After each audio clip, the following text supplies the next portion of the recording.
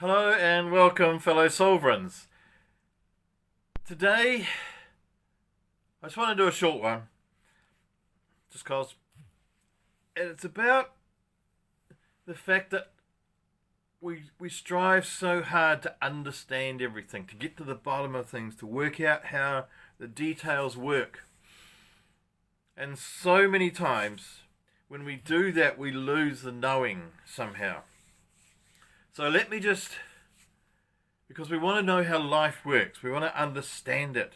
How does da da da da da and all that sort of stuff. And sometimes, kind of knowing the details takes away the enjoyment, it takes away the essence. So just a couple of thoughts. So if you're not a mechanic, can you drive a car?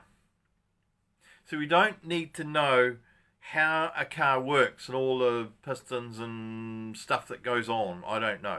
But I still get to drive a car. And I enjoy it. I love travelling. So understanding doesn't help us enjoy travel. We just get in the car and push levers and away we go. We let the car just do whatever it does because it does. And I suspect that you're probably not a doctor or a physiologist and understand how the human body works. But we can still enjoy sex. Sorry, I should call it making love because Australians think, well, they don't know what I'm saying when I say sex. There is confusion between us. But we don't need to know how it works to enjoy it. That's all I'm saying. And that relates to so many things.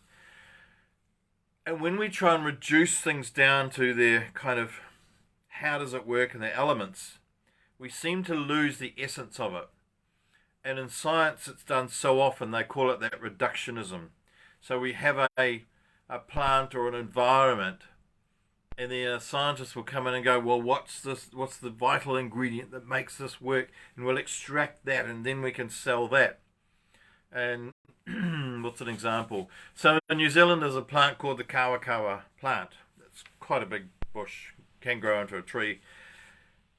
And it's good for lung, like if you're coughing, if you've got any bronchial type things. And it's strangely, nature's quite helpful. It's shaped a little bit like a lung, is the kawa leaf. And so people chew it and they can make a kawa tea. Just really simple. Pop the leaves, cup of hot water, and it's good and it helps bring up phlegm and all that sort of breathing stuff. And so it works. And so what's happened is that scientists have gone, oh, we need to get to the bottom of this. We need to understand the kawa. And so they've pulled it to pieces and they've shredded it and they've centrifuged it and whatever they've done to get to the bottom of the kawa leaf, and they've found some essential ingredients in there or something, some kind of whatever it is, some chemicals, and they go, this is what it is that fixes the cough. And so they extract it out and they take out the 0.1% of it and sell that as a cough mixture. But it doesn't work.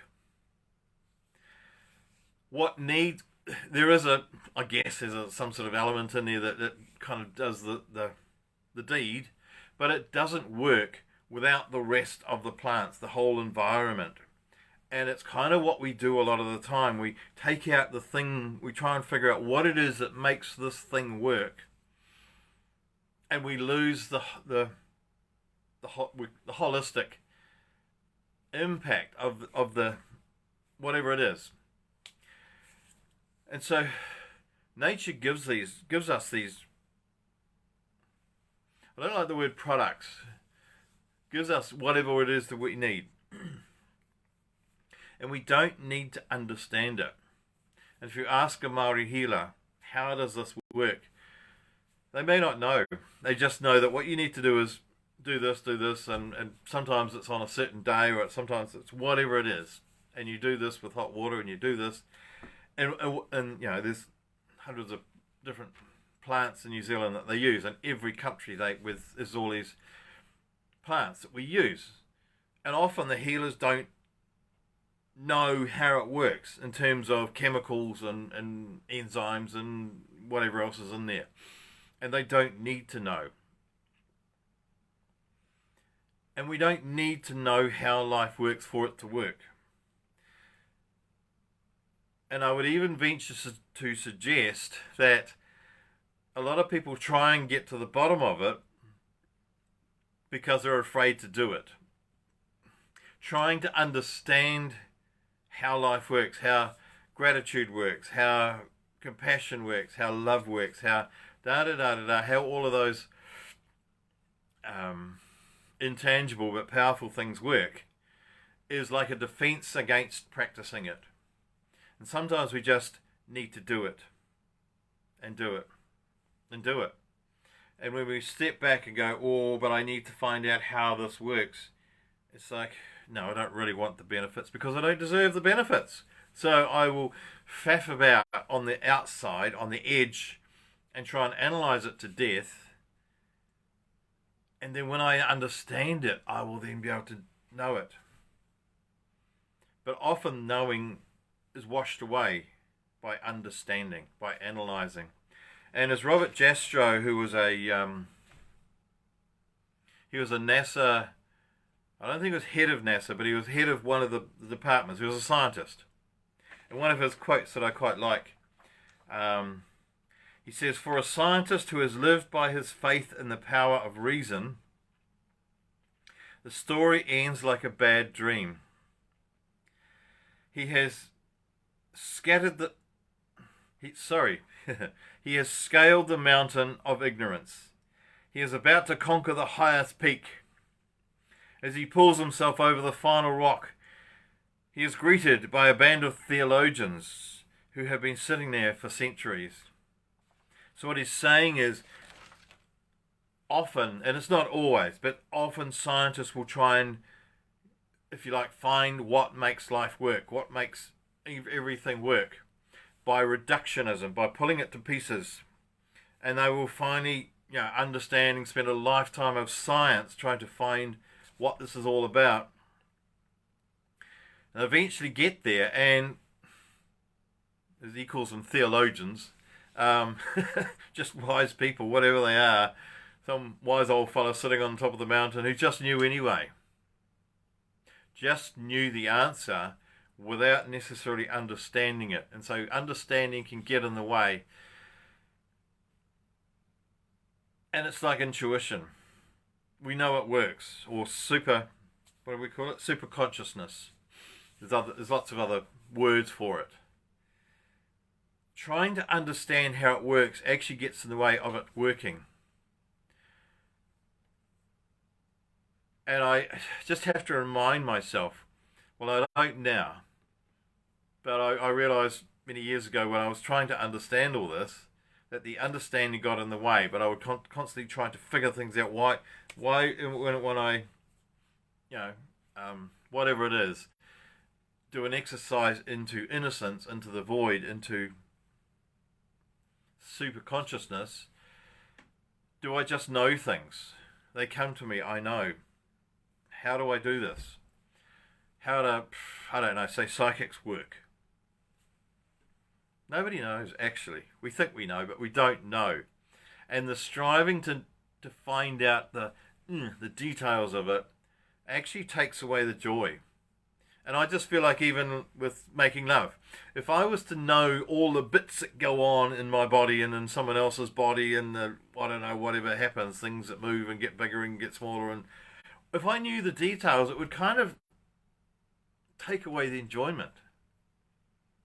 And so sometimes knowing or understanding takes away the experience of just being in it, or a car. I mean, obviously we do need people who understand cars or computers and washing machines and stuff in our lives. We need people that do that. But I don't know how many people need to know how to run a car. Perhaps 1%, if that. The rest of us just need to get into damn things and enjoy the journey. And so I just need to remind myself that when I'm trying to get to the bottom of something, Often it's a defense against actually doing it and experiencing it and enjoying the benefits that come from it.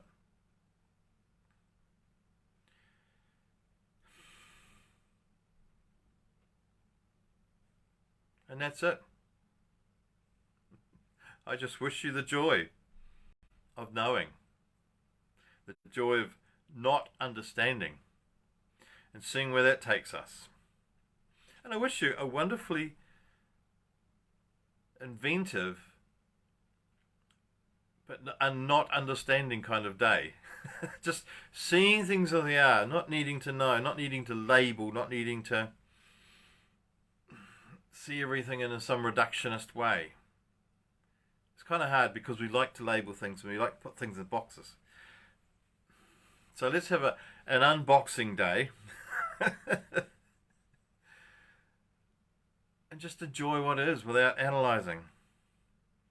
Because as I was told some time ago, that analysing is shitty thinking. Let's not analyse, let's not analyse. Let's just observe and enjoy. And I bless you and all who sail in her.